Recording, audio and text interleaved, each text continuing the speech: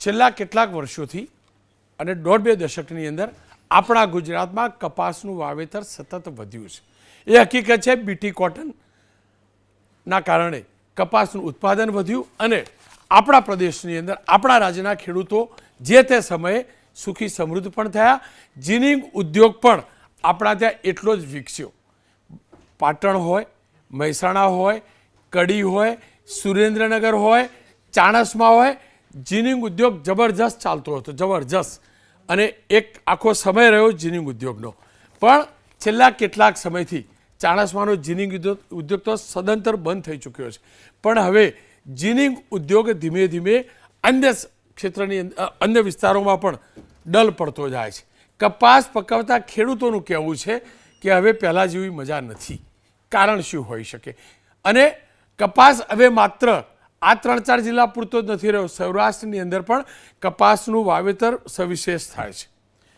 આપણે ઈચ્છીએ અને આપણને એમ લાગે છે કે કપાસ એટલે કોટન, પણ કોટન અને કોટનનું ફેબ્રિક્સ સૌથી સમૃદ્ધ ફેબ્રિક્સ અને સૌથી મોંઘું ગણાય છે. જ્યારે જેમાંથી સૌથી મોંઘું કપડું તૈયાર થાય છે તો એક ખેડૂત કેવી રીતે દુઃખી હોઈ શકે? એનો વેપાર કરનાર જીનિંગ વ્યવસાય કેવી રીતે દુઃખી હોઈ શકે?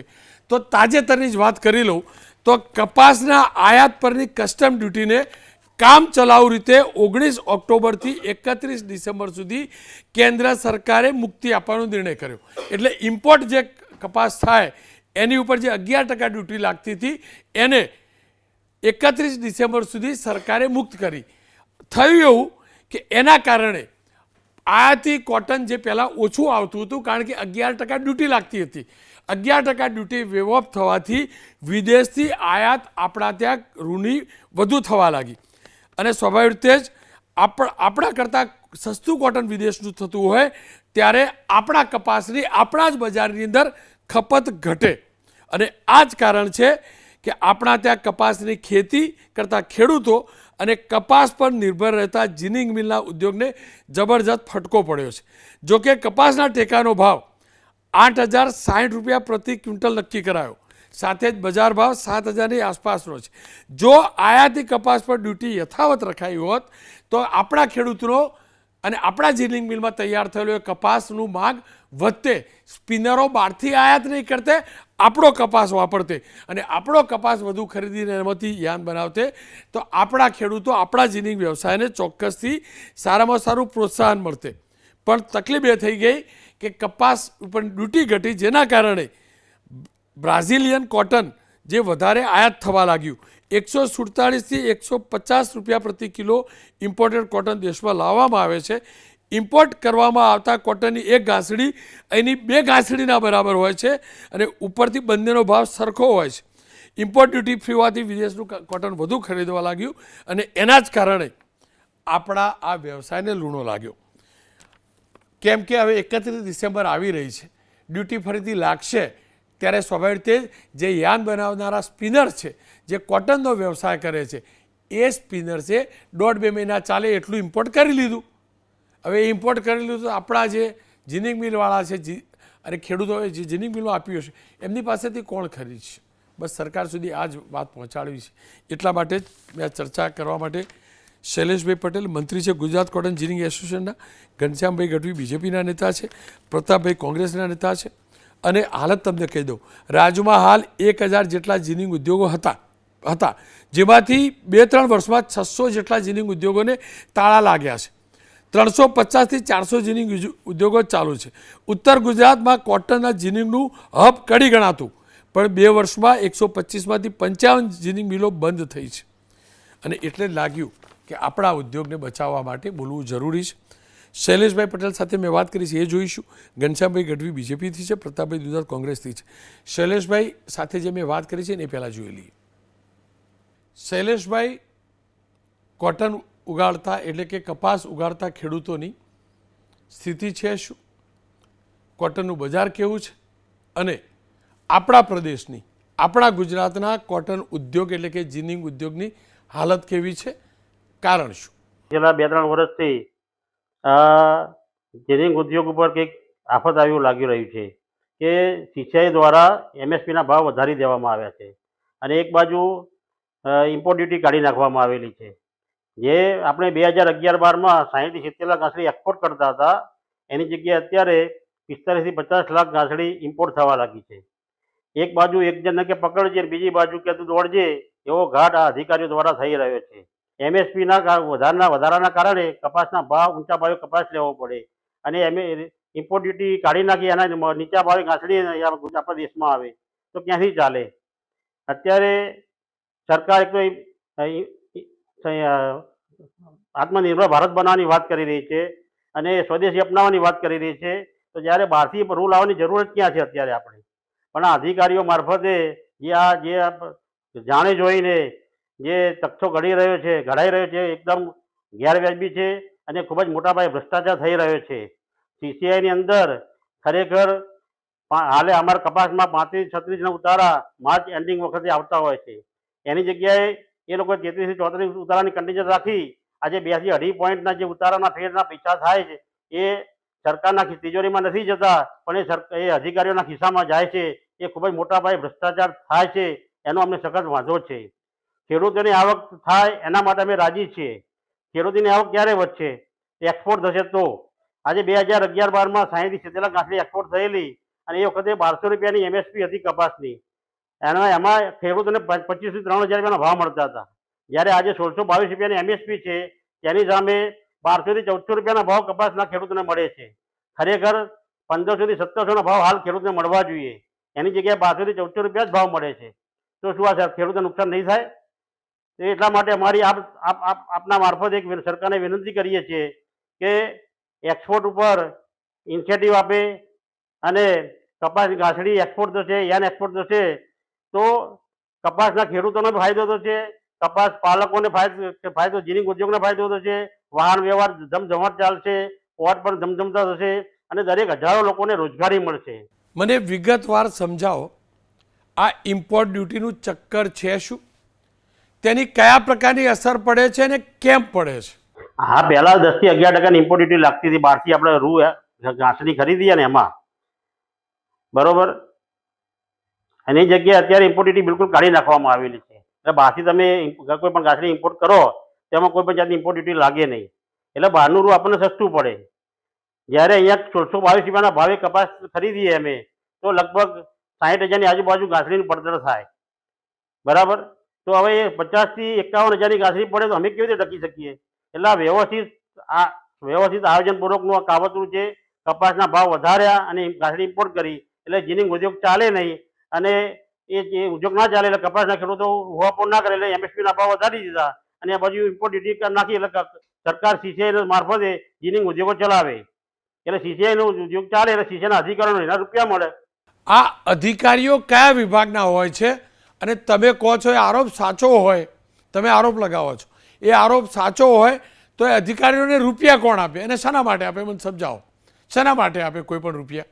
Cotton corporation of India, CCI એ લોકો જીનિંગ ઉદ્યોગો ભાડે ચલાવે અને જે જીનિંગ ભાડે આપે સરકારને એટલે સીસીઆઈને ટૂંકમાં એ 1200 થી 1300 રૂપિયા ગાંસડી બાંધવાના આપતા હોય છે. એની સામે સરકારે 100% જે 33 થી 34 ઉતારો જ મળતો હોય છે રૂની અંદર. ખરેખર રૂની અંદર 35 થી 36 ઉતારો આવતો હોય છે અને એ કોરા કપાસ જ લેવાના હોય છે અને એમાં ખેડૂતો જ મોટા ભાગે કપાસ આપવા જતા હોય. પણ અત્યારે હાલ કેવું થઈ ગયું કે હાલ બધા વેપારીઓ 50 થી 60-70% ખેડૂતો વેપારીઓ કપાસ આપવા જાય છે અને હલકો કપાસ હોય, મોઇશ્ચર વાળો કપાસ હોય એ વેપારીઓ બધા સાહેબની સારગારથી એ વેપારીઓનો કપાસ લઈ લેતા હોય છે. ખરેખર ખેડૂતોનો કપાસ લેવો જોઈએ એની જગ્યાએ વેપારીનો કપાસ લે છે, મોઇશ્ચર વાળો કપાસ લે છે અને ભાવ એના 1622 રૂપિયાના પૂરા મળતા હોય છે. અને એ હલકા કપાસના બિલ ભાવ પૂરેપૂરું બનાવવાનું, પૈસા આપવાના ઓછા અને જે ડિફરન્ટ હોય એ સરકારના અધિકારીઓ બધા લઈ જાય એમના ઘરે. મારી સાથે પ્રતાપભાઈ જોડાયા છે. પ્રતાપભાઈ, હવે કપાસ ઉત્તર ગુજરાત પૂરતો રહ્યો નથી, સૌરાષ્ટ્રની અંદર પણ કપાસનું સવિશેષ વાવેતર પણ થાય છે. કપાસના ખેડૂત અને જીનિંગ ઉદ્યોગની સ્થિતિ છે શું?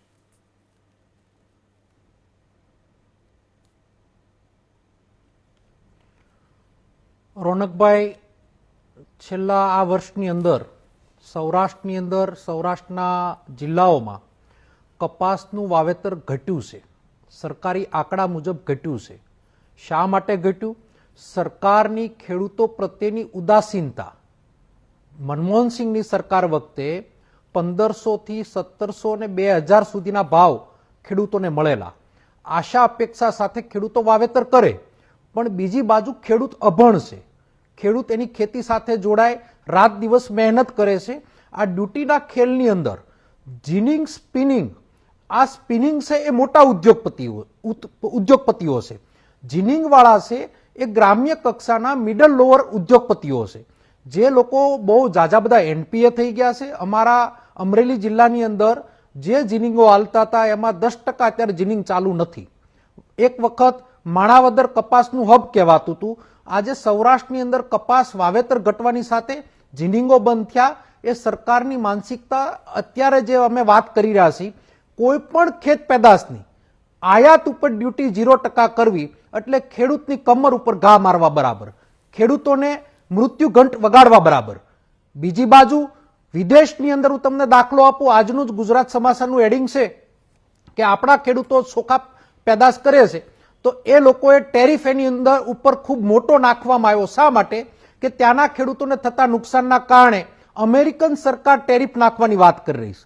આ જ પ્રમાણે ઉદ્યોગોની, મોટા ઉદ્યોગોની લાયમાં યુરોપ કન્ટ્રીએ જ્યારે ખેડૂતોનું નુકસાન કર્યું હતું, આજે બધી કન્ટ્રીઓ ખેડૂતોને બેનિફિટ આપવા માટે, ખેડૂતોને ઉભો રાખવા માટે સરકારો યોજના બનાવી રહી છે. અને બીજી બાજુ આપણી ગુજરાત સરકાર સાથે કેન્દ્ર સરકાર આપણા ખેડૂતને ડબલ આવકનું સપનું બતાવે છે અને બીજી બાજુ આયાત ઉપર 0% ડ્યુટી કરે છે. એનો મતલબ કે આપણા કપાસનો જે ભાવ 2000 આજે મળવો જોઈએ અને 2000 કપાસનો ભાવ મળે તો જ ખેડૂતને પરવડે. મોંઘવારીના પ્રમાણમાં જ્યારે મનમોહનસિંહની સરકાર હતી ત્યારે ખાતરના ભાવ, બિયારણના ભાવ, મજૂરીના ભાવ, ડીઝલના ભાવ, આ બધા જ ભાવો ડબલ ઉપર થયા અને 1500 થી 1700 નો ભાવ ત્યારે જે મળતો હતો એ આજે 1200-1300 રૂપિયામાં કપાસનું કોઈ પૂછવા વાળું નથી. માટે સરકારની માનસિકતા, મોટા ઉદ્યોગપતિ, મિડલ ઉદ્યોગપતિ નહીં. સ્પિનિંગ એટલે એક લેવલનો વ્યક્તિ જે સ્પિનિંગ નાખે, મલ્ટીનેશનલ કંપની વાળો સ્પિનિંગ નાખી શકે, એને બેનિફિટ કરાવી અને એને મોટી એક બોન્ડ લઈને એક મોટું ષડયંત્ર રચાણું છે. જે સરકાર આ પ્રકારનું કૃત્ય કરી રહી છે, આવનાર દિવસોમાં ખેતી નષ્ટ થાય છે. એના પાયામાં કોઈ જવાબદાર હોય તો સરકારની નીતિ જવાબદાર છે. પ્રતાપભાઈ, આપનો ખૂબ ખૂબ આભાર. ખેર, મારી સાથે ગઢવી સાહેબ જોડાયા છે. ગઢવી સાહેબ, શું કારણ આ પ્રકારની નીતિ? જો આજનું એમની વાત સાચી છે. ટ્રમ્પને આપણે જે સમજીએ, ટ્રમ્પે શું કહ્યું કે ભારતમાંથી ડમ્પ થતો ચોખા ઉપર હું ટેરિફ લગાવીશ. મારા દેશમાં તો બેસ્ટ ક્વોલિટીનો ચોખા ઉત્પન્ન થાય, એમને ખાવા માટે ફાફા છે એટલે જરૂર છે, છતાં પણ એવું કહે તો આપણે કેમ કોટન ઉપરની ડ્યુટી હટાવી લઈએ? મને કોણ કેમ હટાવીએ? અને બીજી વાત એ સાચી છે, આનો ફાયદો સ્પિનરનો હોય. અને બીજું, કોટન ગરીબોનું કપડું નથી. કોટન ઉત્પન્ન કરતો વ્યક્તિ ગરીબ છે, કોટન અમીરોનું કપડું છે. 100% કોટનવાળો શર્ટ અને પોલિસ્ટર શર્ટ આપણે જાણીએ. તો સ્પિનરોનો ફાયદો થયો ઇમ્પોર્ટ ડ્યુટી ઘટાડવાના કારણે, પણ નાના નાના જીનિંગવાળા તો ભરી ગયા ને સાહેબ. કેમ આવું? રોનકભાઈ, તમે શરૂઆત જ તમારાથી કરી કે આ કામચલાઉ ઇમ્પોર્ટ ડ્યુટી ઘટાડવામાં આવી છે, એટલે આ કોઈ કાયમી નથી. આ ડિસેમ્બર સુધીની જ આ કામચલાઉ રીતે ઇમ્પોર્ટ ડ્યુટી હટાવી છે. અને 3 પ્રકારના કોટન થાય: શોર્ટ સ્ટેપલ, લોંગ સ્ટેપલ અને એક્સ્ટ્રા લોંગ સ્ટેપલ. એમાં આપણા ત્યાં લોંગ સ્ટેપલ વધારે વપરાય છે, જેને આપણે શંકર 4 કે 6 કહીએ કે બીટી કોટન કહીએ, એ લોંગ સ્ટેપલ કહેવાય છે. એક્સ્ટ્રા લોંગ સ્ટેપલનું અહીં હોતું નથી, જે ઇજિપ્શિયન કોટન કે સુવિન કોટન કહેવાય. હવે આપણું કોટન એવું છે, આ જે શંકર છે કે એનો કોઈ વિકલ્પ નથી. 28 થી જેને 30 mm કહેવાય, એ આપણું કોટનનું કિંમત અને ક્વોલિટીમાં એનો કોઈ વિકલ્પ નથી. એટલે કોટન ચાલવાનું જ છે. પણ કદાચ આ વર્ષે જે રીતે વરસાદ આવ્યો અને એના કારણે કોટનની ક્વોલિટી ક્યાંય બગડી હોય, અને સરકારે, ખેડૂતોને તો નુકસાન નથી, કારણ કે સરકારે MSP 7,000 હતી, એની રોનકભાઈ 8,000 રૂપિયા કરી છે. એટલે સરકારે દર વર્ષે તમામ પાકો ઉપર, એમાં ખાસ કરીને કોટનની મિનિમમ સપોર્ટ પ્રાઇસ વધારી છે, એટલે ખેડૂતોને એનામાં નુકસાન નથી. પણ સામે ટેક્સટાઇલ ઉદ્યોગ બંધ ના થઈ જાય બિલકુલ, અને જે ક્વોલિટી ન મળે કદાચ વરસાદના કારણે બગડી હોય.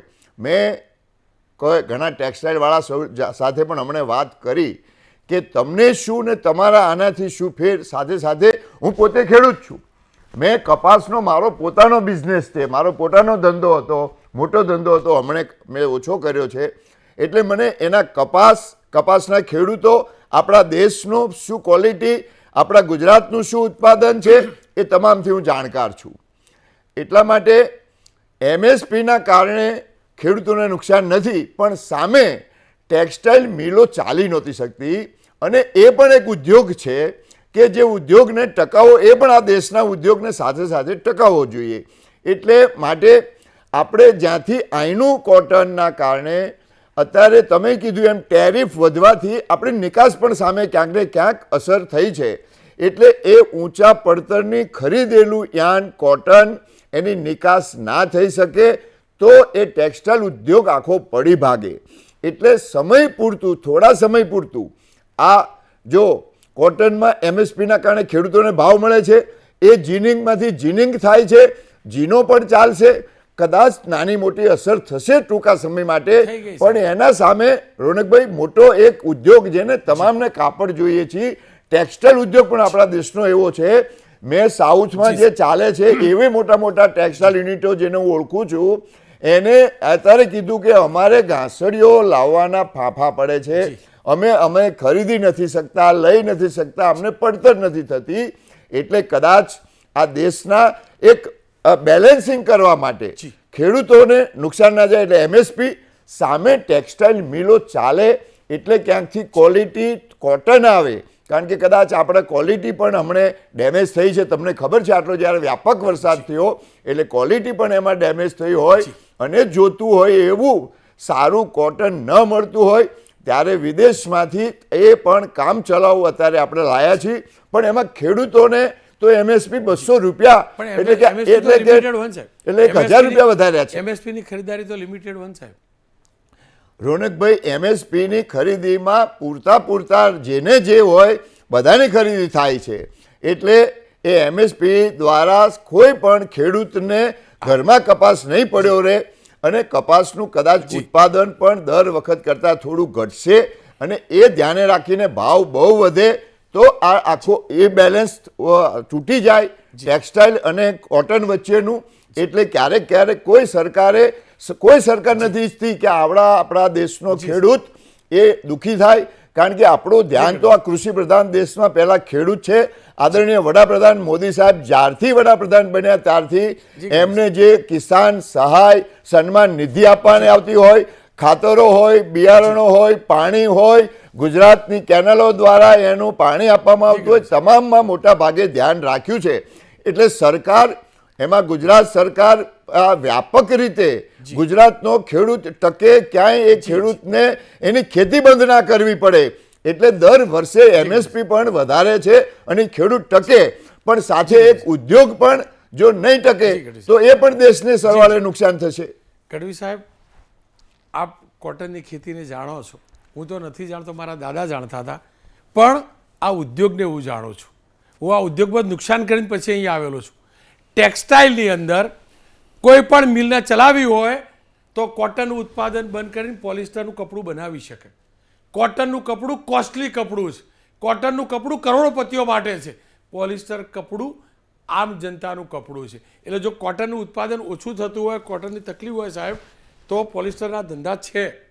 સ્પિનરો જે પણ છે ને મિલોવાળા, એ પોલિસ્ટર કપડું ફેબ્રિક્સ બનાવી શકે સાહેબ, બરાબર. અને બીજું આ ટેમ્પરરી જે આખી સિઝન પતી જાય સાહેબ, અને હજી છેલ્લે કહું, મને ના પૂછતા બહુ જાજુ, તમારા જ પક્ષ સાથે જોડાયેલા કડીના નેતાઓ તમે જાણો કેટલા મોટા મોટા નેતાઓ હતા ને છે, એમને પૂછજો, સુરેન્દ્રનગરવાળા પૂછજો, પાટણવાળા પૂછજો, એટલે કેવો અહીંયા ભાર પડ્યો ને સાહેબ એ ખબર પડી જશે. ગઢવી સાહેબ.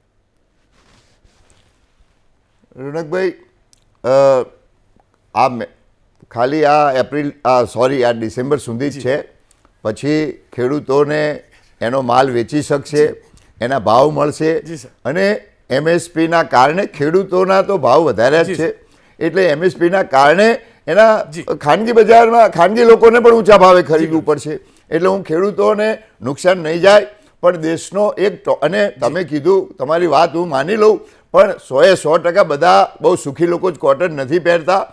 આપણે ગામડામાં હજુ લોકો કોટન ધોતિયા કેટલા રૂપિયાનું પડે પછેડી સાહેબ? પાઘડી કોટનનું અને આપણા કપડાં- દક્ષિણ ભારતમાં જાઓ તો કોટનનું અહીંયા પણ હજુ કપડું, લોકો પોલિસ્ટરનું કપડું, મોટા ભાગના ઘણા આખા દેશમાં કોટન પહેરવા વાળો બહુ મોટો વર્ગ છે એટલે સામાન્ય લોકોને જી. પણ પરવડવું જોઈએ. ખેર આપનો ખૂબ ખૂબ આભાર. આશા રાખું ડિસેમ્બર પછી લાંબી મુદત ના કરતા અને કરવી હોય તો ખાલી ભારતીય જનતા પક્ષ સાથે જ જોડાયેલા આ વ્યવસાયને નજીકથી જાણનારા નેતાઓને પૂછી લેજો કે હાલત શું થાય, આઈડિયા આવી જશે. હું તો બોલીશ એક વિરામ અને વિરામ બાદ વાત કરીશ. વૃક્ષોના ભોગે ક્યારે હોર્ડિંગ ના હોઈ શકે.